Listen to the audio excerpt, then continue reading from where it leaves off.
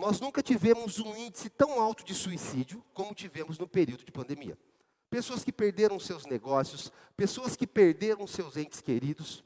E automaticamente, quando eu tenho um comprometimento da minha saúde mental, eu tenho um comprometimento da minha saúde física. Uma vez comprometida a minha saúde física, automaticamente eu comprometo a minha saúde social. Eu acrescento aqui, além das 3 saúdes, física, mental e social, a saúde espiritual. Que se também você não tiver um momento de conexão com Deus, essas 3 saúdes não fluem, ok? E aqui eu quero que você faça um paralelo, é uma palestra de neurociência e cada um tem que trazer para o seu contexto. Tem pessoas que estão precisando entender sobre mentalidade. Tem pessoas aqui que estão precisando entender sobre a mentalidade do seu negócio. A saúde mental, a física e a social da sua empresa, do seu negócio, como elas estão? O nosso papel é fazer você pensar, é fazer você expandir a sua mentalidade. A neurociência, ela reflete o nosso cérebro com um diálogo interno que podemos considerar inevitável para admitir uma relação que há no nosso interior.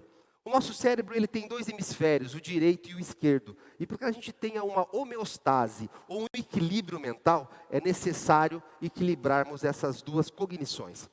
A primeira cognição, que fica do meu lado esquerdo do cérebro, ela está relacionada a tudo aquilo que é sistematizado, aquilo que é controle, aquilo que eu faço com segurança. E tudo aquilo que está no meu lado direito, no meu Self 2, é a minha expansão, é a minha projeção, é a minha visão de futuro. Existe um desequilíbrio muito grande na humanidade, porque todos tendem para o lado de segurança e não conseguem expandir a sua mentalidade. Dessa forma, vivem uma vida, aqui com todo respeito, medíocre, porque não sabe explorar a sua potencialidade, porque atrofiam todo o seu lado de expansão. A nossa mente, ela trabalha com consciente, ela trabalha com subconsciente e ela trabalha com inconsciente. O que é consciente? Consciente são os movimentos que eu processo, eu penso e faço de forma consciente. Inconsciente são movimentos que eu faço sem nenhum esforço. Qual que é o seu CPF? Rapidamente você fala. Qual que é o seu RG? Rapidamente você fala. O meu inconsciente são movimentos autônomos. São movimentos que faço ou comportamentos de forma autônoma, onde não há racionalidade. Então, muito do nosso caráter, das coisas que a gente faz, ele foi desenvolvido de maneira autônoma. Então, às vezes, você tem comportamentos que eles são repetidos na sua mentalidade de forma inconsciente. Alguém aqui pensa para escovar os dentes? Alguém pensa para escovar os dentes ou é um movimento repetido que você faz todos os dias? Isso acontece de forma inconsciente.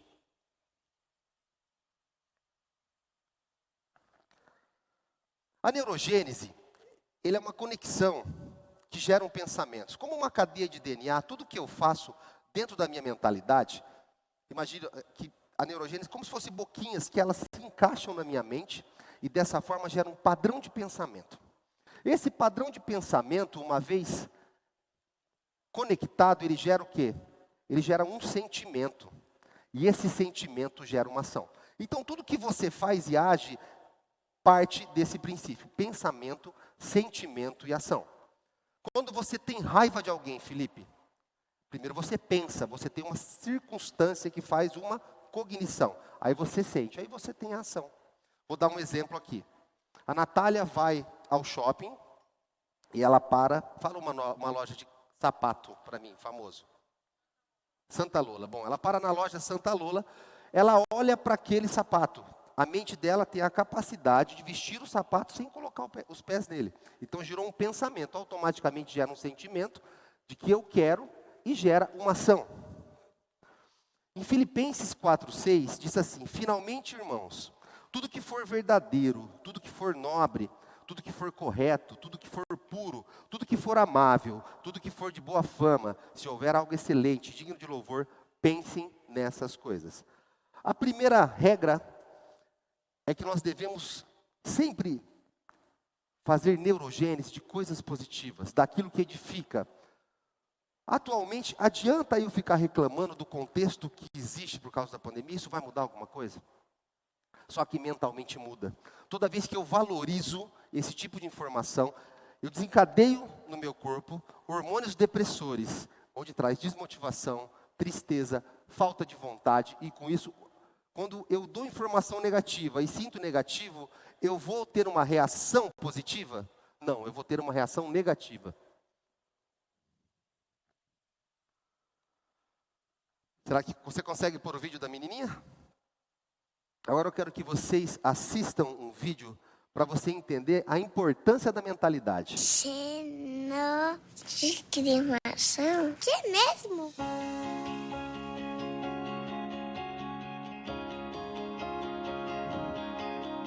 Bullying. Bullying é um negócio de pôr café, água e chá. E chá quente. Xenofobia? O que é xenofobia? É uma casa mágica. Racismo? Eu acho é quando a gente faz dodói e aí racha. Discriminação é... Discriminação é uma flor muito bonita. Eu acho que discriminação é rosa. A cor rosa.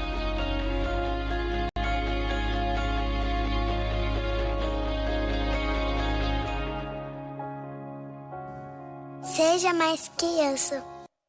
Incrível, porque a sua mentalidade determina quem é você. A sua mentalidade determina a forma que você reage. A sua mentalidade determina a circunstância que você vive hoje. Você é a reação daquilo que você insere como informação. Então, se você hoje tem uma realidade, essa realidade certamente é a circunstância que você procurou através da mentalidade ou cognição que você criou. Em Romanos 12:2 diz assim, não se amoldem ao padrão deste mundo, mas se transformem pela renovação da sua mente, para que sejam capazes de experimentar e comprovar a boa, agradável e perfeita vontade de Deus.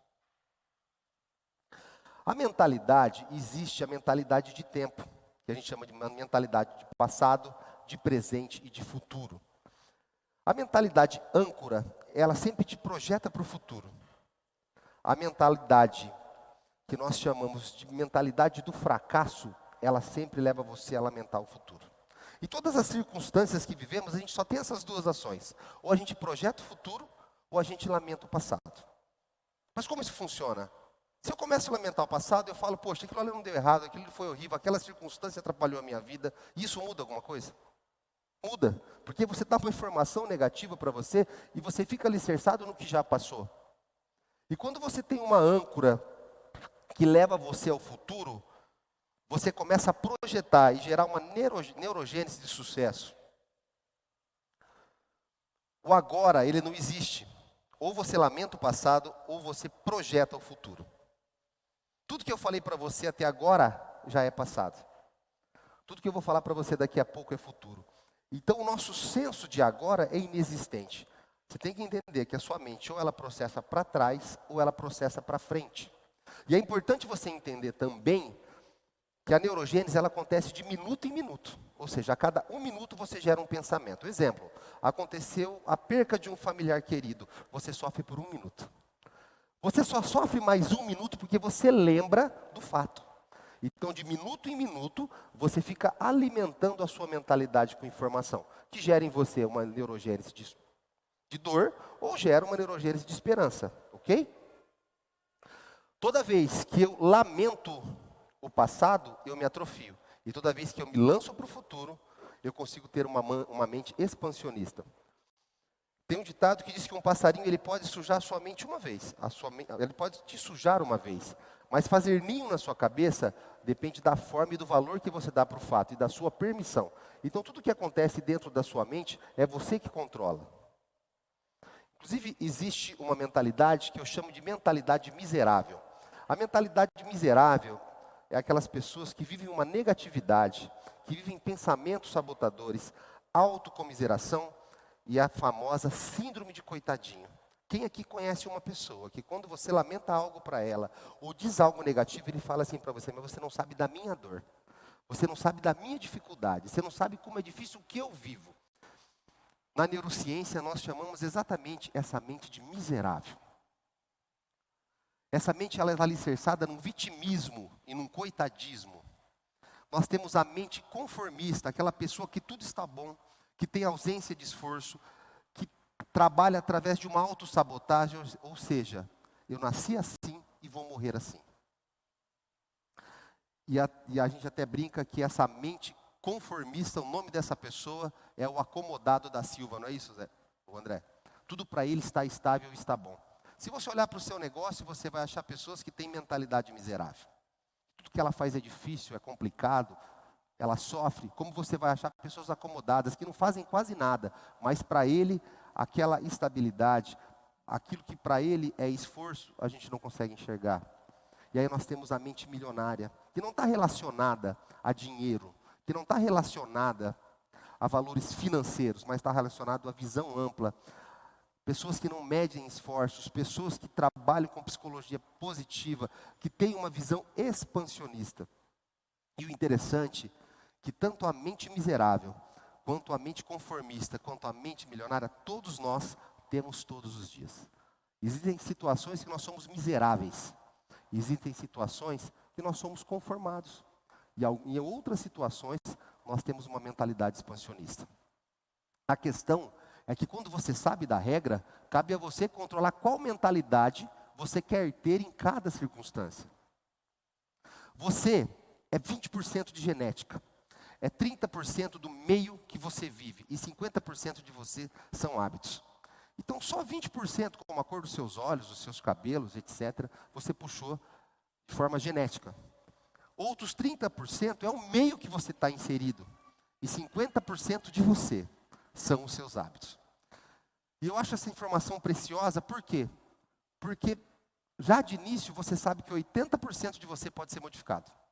80% daquilo que você vive pode ser modificado, depende de uma decisão sua.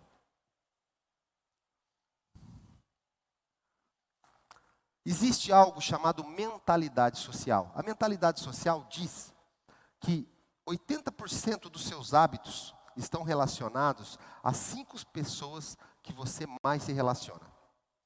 Então é muito simples, se você olhar um grupo de mulheres, você vai entender que os hábitos, a maneira de se vestir, a maneira de falar está relacionado às 5 pessoas que ela mais se relaciona.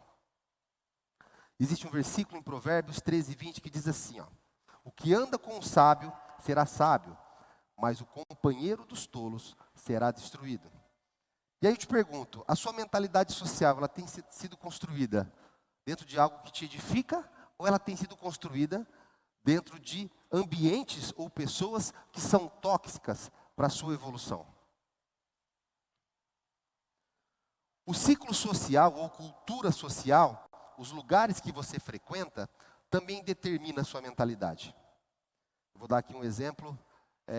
Você já viu bêbado andar com uma pessoa que vive em sobriedade? Não, porque não é o mesmo ciclo social. Bêbado anda com bêbado, sóbrio anda com sóbrio. E aí você então, sabendo disso, você determina os lugares que você vai frequentar, porque isso vai determinar a mentalidade que você vai alcançar. Salmos 1 diz assim: como é feliz aquele que não segue o conselho dos ímpios, não imita a conduta dos pecadores, nem se assenta à roda dos zombadores. Então o seu ciclo social também determina a sua mentalidade. Na neurociência nós trabalhamos com o estado atual e estado desejado. Não existe nada perpétuo. Se o Éder teve a capacidade de fazer algo, se eu percorrer os mesmos passos e fizer da mesma maneira, eu vou encontrar o mesmo resultado. O que nós entendemos é que existe diferença de esforço, diferença de descoberta de potencialidades. Então, se eu estou num estado e desejo viver um outro estado, eu preciso de um processo. Então, nada é perpétuo, depende da sua decisão, tudo pode ser modificado. O estado que você vive hoje, pós-pandemia, saindo da pandemia, é um estado, ele não é perpétuo. Se a sua empresa está com dificuldade, é só um estado. Se você hoje está fragilizado, é só um estado. O que nós precisamos construir é um novo estado. Nós precisamos projetar, ele não é perpétuo. Então a gente não tem que sofrer e viver de maneira perpétua para algo que é uma situação de momento. Para isso, eu preciso saber algo na minha mentalidade bem definida, que é o meu propósito. Qual é o meu propósito? Para onde eu estou me movimentando? O que me move? Se você não tem um propósito bem definido dentro da sua mentalidade, qualquer lugar para você serve. Pessoas sem propósitos ou despropositadas, elas vivem estagnadas, como se estivesse poitas, âncoras que segurassem elas sem movimento nenhum. Se você parar para olhar para alguns comportamentos que temos, e para pessoas que conhecemos, a gente consegue identificar esse perfil facilmente. Pessoas que por mais que você estimule, por mais que você dê oportunidade, ela não tem propósito. E se ela não tem propósito, ela não se movimenta. Só que não existe propósito se não houver princípios. Princípios são padrões mentais predominantes. Princípios são um conjunto de normas e padrões de conduta a serem seguidos por uma pessoa ou instituição. A conceituação dos princípios está relacionada ao começo, o início de algo. O termo tem origem de latim, que se chama princípio, que significa origem, causa próxima ou início. E aí eu te pergunto, você tem princípios estabelecidos que te levam ao seu propósito? Eu estava caminhando com o Danilo esses dias e ele disse para mim assim: meu propósito é esse, e meus princípios eu não negocio. E eu comecei a cutucá-lo, por que você não negocia os seus princípios? Ele não negocia os princípios dele porque o propósito dele está bem definido. E para chegar no propósito da forma que ele imagina, esses princípios não podem ser negociados.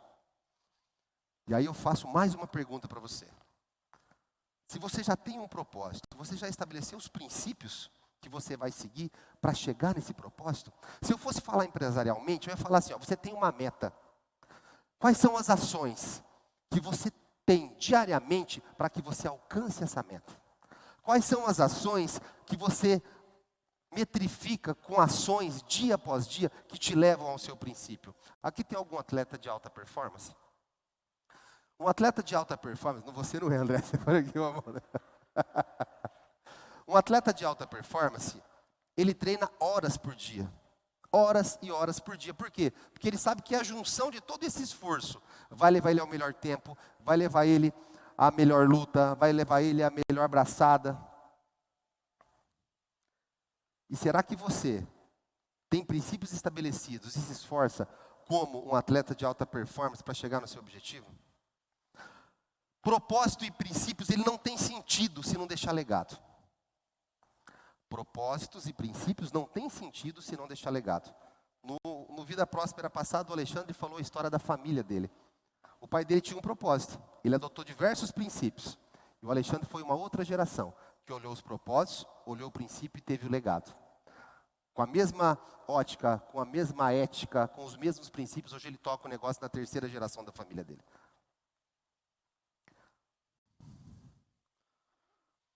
Eu coloquei para vocês 10 regras para que a gente tenha uma nova mentalidade.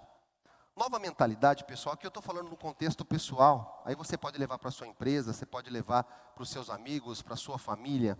A primeira regra para uma nova mentalidade, porque a minha mente ela só responde aquilo que ela recebe. A primeira regra é hábitos, pessoas e lugares. Avalia. Se os seus hábitos estão sendo saudáveis, estão construindo um novo propósito. Se as pessoas com que você se relaciona agregam alguma coisa ao seu propósito ou tiram você do seu propósito. E terceiro, os lugares que você frequenta, eles são tóxicos, eles te levam a caminho ao seu propósito ou te tiram dele. Eu vou fazer um adendo aqui, sair da neurociência e vou rapidamente para a minha vida. Eu era cristão há muito tempo, mas eu não era cristão, na verdade eu era um religioso. Porque os meus princípios não estavam inseridos naquilo que era o propósito de Deus. As coisas de Deus só começaram a acontecer na minha vida quando eu tirei alguns princípios, como hábitos, pessoas, lugares, que eu não queria abrir mão para viver aquilo que Deus tinha na minha vida, porque não cabia. Como é que eu podia ser cristão e ter um comportamento de sair da minha casa às 6 horas da tarde e chegar no outro dia às 6 horas da manhã? Sendo casado com 3 filhos. Então eram princípios que não tinha como eu negociar. Então assim, hábitos, pessoas e lugares é o princípio número 1, para que você crie em você uma nova mentalidade. Regra número 2, psicologia positiva. Nós chamamos de anatomia da felicidade. Na Bíblia ela é chamada de fé. As coisas que não se veem, mas se esperam. E a referência está em Hebreus 11:1. Fé, as coisas que não se veem, mas se esperam. E quando a gente fala de anatomia da felicidade, porque quando eu tenho fé e quando eu penso de forma positiva, quando eu visualizo que vai dar certo, quando eu acredito no improvável, eu gero uma descarga de adrenalina, dopamina, noradrenalina no meu organismo, que me faz ter sentimentos positivos. Porque o meu cérebro ele trabalha por informação. E se eu dou informação positiva para ele, o que acontece? O meu corpo reage de forma positiva. E ele reagindo de forma positiva, ele me impulsiona de forma positiva ao meu objetivo.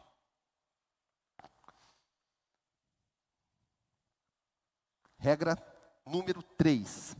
Crenças limitantes. Suas crenças que limitam são seus piores sabotadores. Vou fazer uma pergunta rápida aqui, vocês, algo que eu acho que aconteceu com a grande maioria. Quem se identificar, levanta a mão. Quem, além de mim, já foi numa academia, fez um pacote de 3 meses e foi só uma semana, levanta a mão. Quem, além de mim, chegou no ano novo, ali perto da virada do ano, e falou, a partir do dia 1º de janeiro, tudo vai ser diferente. Eu não vou mais agir assim, vou mudar isso, vou deixar isso, e não mudou nada, levanta a mão. Porque as nossas crenças, elas limitam, e elas são os nossos maiores sabotadores. Quem aqui tem problema com a questão alimentar, ou seja, come mais do que devia, levanta a mão. Sabe por que isso acontece? Porque a sua primeira cognição que é criada é na hora do parto. Na hora do parto, quando você sai da barriga da sua mãe, você está num lugar quentinho, aconchegante, sem trauma nenhum. Você sai daquele ambiente, vem para um ambiente de choque, leva um tapa no bumbum.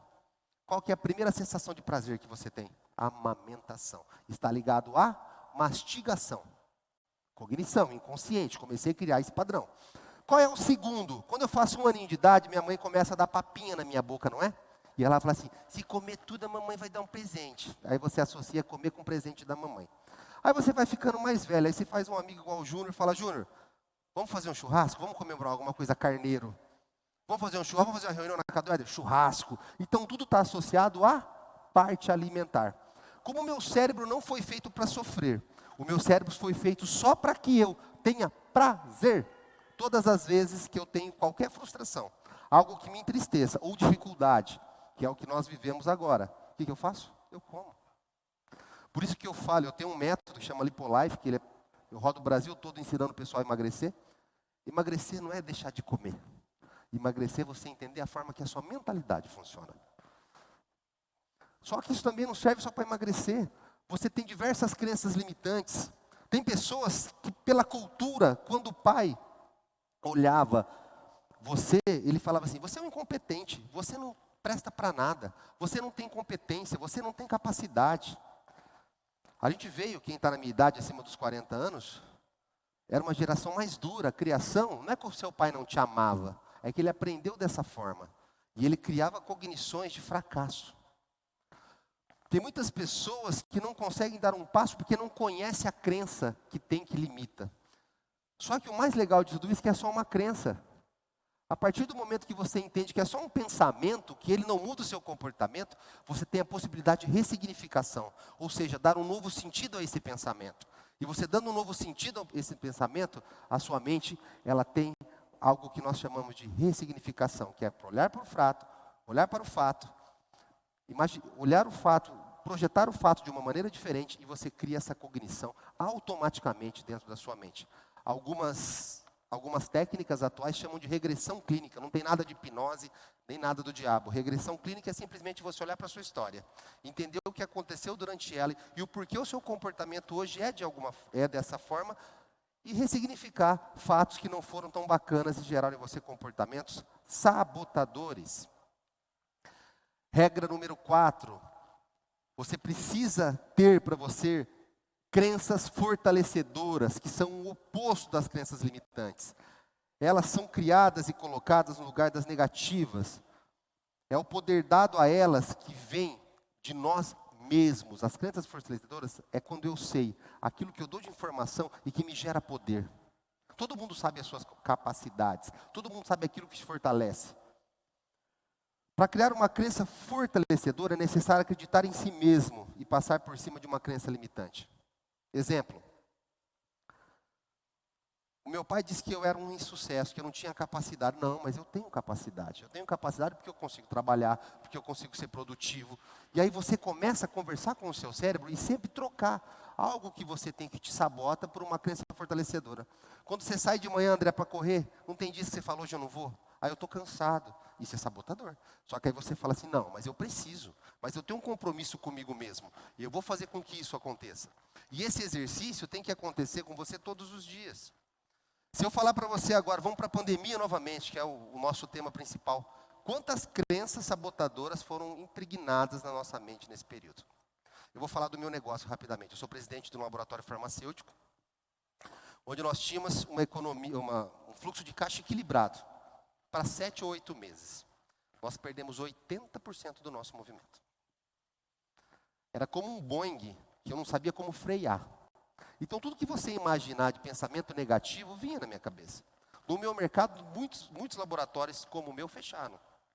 As clínicas de fisioterapia e estética ficaram fechadas por 1 ano nas capitais. Então, isso trouxe uma série de crenças limitantes. Mas aí você tem uma escolha, você tem a limitação. Só que da limitação saem as suas maiores forças, que é um tema que nós vamos falar daqui a pouco. Então, sempre, todos os dias, quando você tiver uma dificuldade, você precisa treinar o seu cérebro a administrar a reação. Escreva o que é crença negativa e o que é crença fortalecedora. O poder das suas limitações. A limitação, ela tem o poder de impulso. Ela cria em você habilidades e dá novas oportunidades de crescimento. Todo grande homem, quem aqui já olhou a história do Japão? O Japão, ele tem uma história de destruição e destruição. Só que a cada destruição nasce uma nação mais forte. A cada destruição sai uma nação mais forte. Então toda fragilidade que você tem, toda dificuldade que você tem, na realidade não é uma dificuldade, é a sua maior potencialidade. Porque quando você vive o negativo de algo, você consegue viver o positivo de forma espetacular. Então eu digo assim, que de fraqueza em fraqueza, você consegue construir uma história fantástica. Essa semana eu estava olhando para um bambu, num jantar que a gente foi, tinha na árvore um bambu. E no outro dia eu fui estudar sobre o bambu, até mandei para o meu amigo aqui. O bambu, o mesmo tamanho que ele tem para baixo, ele tem para cima. E aí tem uma analogia que cada nó, que o bambu ele tem um comprimento desproporcional, não é? Cada nó que você vê é como uma dificuldade. Só que cada nó faz dele crescer mais um pouquinho, faz ele crescer mais um pouquinho. Se você pegar pessoas como o Bolt é o nadador ou é o corredor? Oi? Ele foi negado no primeiro grupo de corrida porque ele não tinha biotipo para ser um atleta de alta performance, o cara mais veloz do mundo. Phelps, o nadador, ele tinha problemas respiratórios e por isso ele buscou a natação. Ele não tinha nenhuma perspectiva de ser o nadador mais veloz do mundo. Então, se você olha para qualquer fragilidade que você tem, seja no seu negócio, seja nas suas relações, seja em você, ela não é uma fragilidade. Ela é um ponto de partida que vai impulsionar você para talvez a sua maior fortaleza. Nós vivemos a era da inteligência emocional. Todo empresário, todo ser humano que não souber usar a inteligência emocional, ele está fadado em sucesso. A inteligência emocional se traduz na possibilidade do ser humano de aprender a lidar com as próprias emoções e usufruí-las em benefício próprio, aprender também a compreender os sentimentos e os comportamentos do outro. O primeiro passo, ou o sexto passo, é que você precisa conhecer as suas próprias emoções. Como eu disse, pensamento, sentimento e ação. Se você não conhece as suas emoções, você não consegue dar um novo norte na sua mentalidade. O primeiro passo é se conhecer, analisar as suas emoções e as suas ações que você faz em resposta aos estímulos. Se você parar, você é uma pessoa que reage a estímulo. Então toda a sua reação, se você fizer o caminho inverso, algum estímulo que desencadeou ela. Essa é a chave da inteligência emocional. Mas você deve estar ciente que a inteligência emocional é um processo gradual, que varia de pessoa para pessoa. Às vezes, quando a gente vê uma matéria de inteligência emocional, a gente quer se apressar com as coisas, ou fazer de forma rápida, e não é assim que funciona. A dica é que você se conheça melhor a cada dia, com as suas próprias emoções, e colocar os seus sentimentos e ações em um papel. É fazer uma autoanálise. O que faz que você seja reativo? Conhecendo, então, os seus sentimentos. E refletir sobre isso diariamente. O 7º passo é controlar as suas emoções. Tenha em mente que todos nós passamos por momentos estressantes na vida. Os sentimentos ansiosos por algum motivo. Aprender a lidar com essas emoções e controlá-las colocará você na direção certa, conforme cada situação, e fará toda a diferença entre o equilíbrio e a disfunção.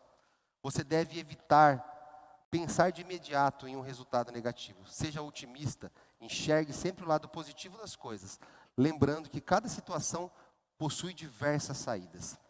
Quando você controla a sua emoção, você não é reativo, você é racional.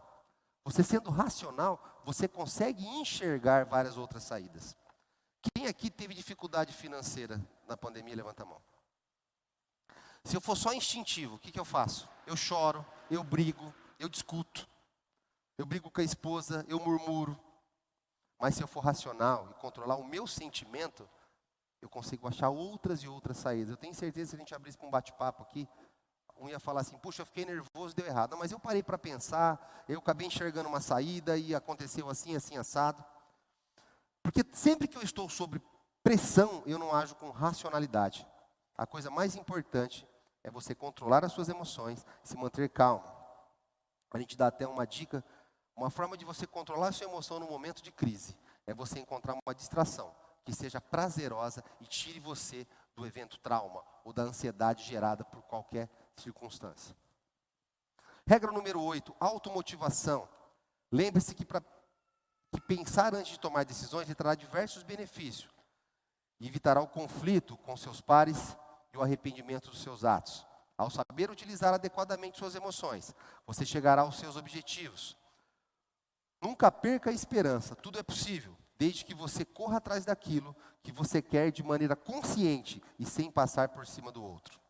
Assim você terá como aprender a responder aos seus estímulos, em um processo consciente que envolve analisar o que você sente, para depois decidir o que você quer e se comportar, da forma que você quer se comportar para atingir as suas metas. Em contrapartida, temos um processo inconsciente de reagir, onde experimentamos um gatilho emocional, expressando a nossa emoção de maneira instantânea, que gera arrependimentos e desvios de nossas metas. Quando a gente fala de automotivação, quem aqui já pagou um evento de motivação para os seus colaboradores? Levanta a mão, que ele vai naquela palestra maravilhosa, o cara fala um monte de coisa. Dura quanto tempo? 2 horas, 3 horas, um dia, uma semana, não é? A gente fala que são momentos, são movimentos de psicodrama, que te ativam momentaneamente. A automotivação, ela se distingue por quê? Porque nós falamos de ativação. Que são informações que você dá para você mesmo que te ativa rumo ao seu objetivo positivo. A regra número 9 é a empatia, que é aprender a se colocar no lugar do outro, reconhecer as emoções dos outros e entender os seus comportamentos. Isso nos torna mais sensíveis e abertos. Qualquer empresário, empreendedor que não trabalhar com empatia hoje, você pode ter o dinheiro que for, seu negócio vai fechar. Se você não entender como o outro se sente, seja o seu cliente, seja o seu colaborador, seja o seu diretor, você não consegue entender a ação dele. Então, vou dar um exemplo. Eu vou brigar com a minha esposa. Eu me alicerço no quê? Nas minhas ações, no meu sentimento, não é? Só que se eu me coloco no lugar dela, eu vejo de uma outra ótica. E aí eu consigo ter uma racionalidade de entendimento, não de divisão. Então, empatia é um sentimento que está presente na inteligência emocional. Saber se relacionar interpessoalmente. Outro ponto-chave para o sucesso é saber ter boas relações, guiando as emoções dos outros. Isso criará um ambiente positivo à sua volta, melhorando não só a sua qualidade de vida, mas também contagiando as pessoas que estão ao seu redor.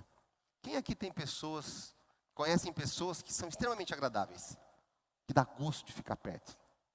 Pessoas que você olha e fala assim, poxa, como é agradável eu trabalhar com essa pessoa.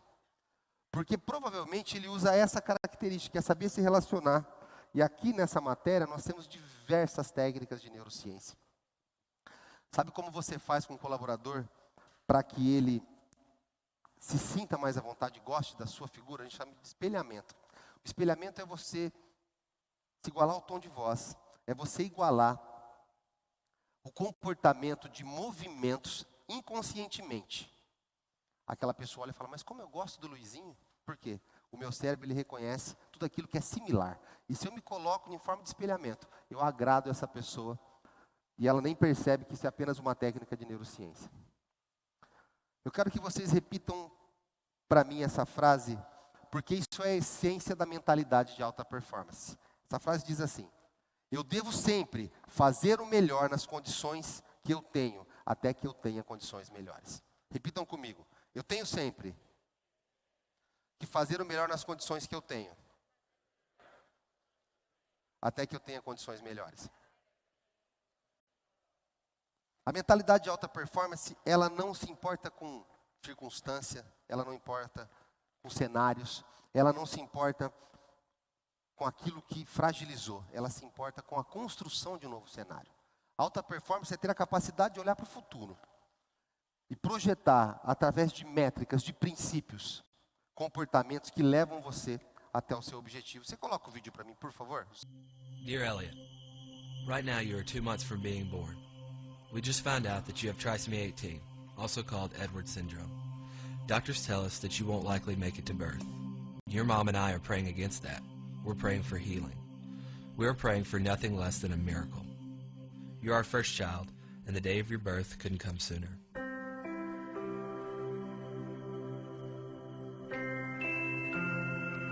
Dear Elliot, you were born today weighing in at 6 pounds. You are already a miracle to us. Your mom is doing well, and it looks like we'll be hanging out here at the hospital a little longer. Dear Elliot, today you turned 11 days old. We are so proud of you. Today we celebrated your 11th birthday. In fact, we do that every day at 4:59, the time you were born. Dear Elliot, we've been home for a week now, so that's why you don't see your nurses anymore. It's great to have you home. Today I think we'll pack up everything and take our first venture out for coffee. Dear Elliot, I don't know if you've noticed, but you're connected to some tubes. The doctors say we have to keep these in so you can get oxygen to breathe. You are also fed through a feeding tube. We feed you every 3 hours, and it takes an hour and a half to do it. We've loved learning how to best take care of you. We love it. Lots of people email, call, and send cards on your behalf. You're well loved. It's 11 at night right now, and my feeding shift has just begun. Mom is asleep, and the best part of my day has begun. My shift ends around 4:45 a.m. when your mom takes over. She cherishes her mornings with her boy. Today you turn 1 month old. I didn't know if I'd ever get to say that. To top off the day, 20 friends showed up at the door for a true surprise birthday party for you. They sang, brought balloons, and a birthday cake. It was beautiful chaos. At 2 a.m. this morning, your feeding tube came out. We had been warned this may happen eventually. We quickly realized we did not have a stethoscope, which was necessary to replace the tube. Since our neighbor was a nurse, I went ahead and knocked on their door at 2:30 a.m. They found their stethoscope, and your mom went to it. After much wrestling, praying, and your tears, the tube was down, and you were able to feed. Just so you know, your mom is my hero. Dear Elliot, you now weigh 7 pounds 3 ounces. You're growing, and your food has been bumped up because of your good appetite. You continue to find new ways to steal our hearts. Dear Elliot, today marks 2 months of your life. Your mom and I are so thankful we know you. We know your face, your noises. We know that bath time and massage are your favorite daily activity. You finally learned how to suck your thumb by yourself. Because of trisomy 18, you were born with clenched fists, and being able to do this is actually quite difficult. Way to go, son. Dear Elliot, we celebrate your birthday every day with a picture. Lately, we've tried to get a bit more creative. Dear Elliot, I realize you can get frustrated with your tubes and your frequent congestion. Please know that your mom and I are doing everything we can to make you comfortable.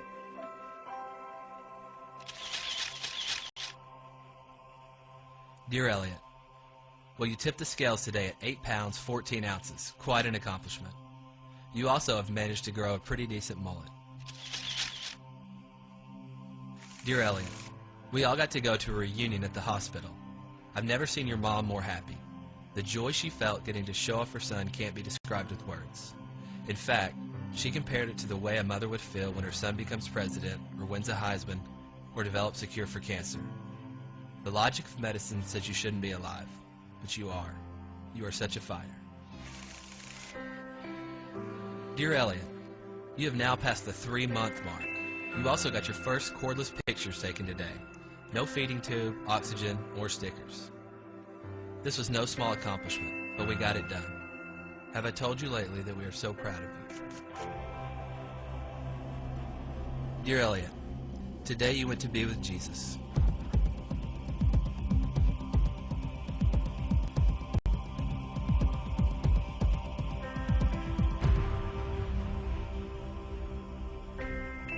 An underdeveloped lung, a heart with a hole in it, and DNA that placed faulty information into each and every cell of your body could not stop God from revealing himself through a child who never uttered a word. Not a pulpit, not a slick presentation, not a best-selling book, but a 6-pound boy with trisomy 18. God found great pleasure to take a lowly thing in the eyes of the world and show truth. At your funeral, we released 99 balloons, each balloon representing a day of your life. How beautiful it was to watch, how quickly they were gone. And so today, we celebrate. Elliot, you are well, and although we miss you more than we can express, we're only separated from you by our time left on earth. See you soon, son, Mom and Dad.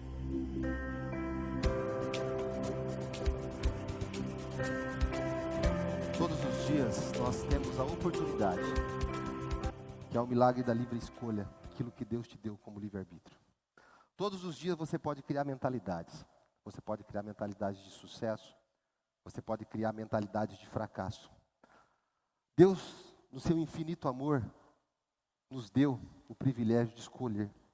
E as nossas escolhas constroem aquilo que vamos viver. Fala, o seu futuro, o seu sucesso, depende da sua mentalidade, daquilo que você hoje escolhe fazer. Existe uma palavra em Tiago 1:2 que diz assim: tende por motivo de toda alegria o passardes por várias provações, pois a provação da vossa fé, uma vez confirmada, produz perseverança, para que sejais perfeitos e íntegros, e em nada deficientes. Então, se deu errado, continue. Se não foi dessa vez, continue. Não existe certo ou errado. Existe uma mentalidade construída por sentimentos, por padrões.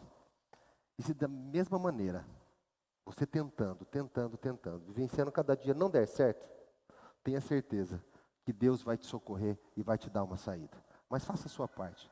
Eu tenho certeza, com uma nova mentalidade, com um novo comportamento, você vai viver muitas coisas novas. Obrigado, pessoal. Uma boa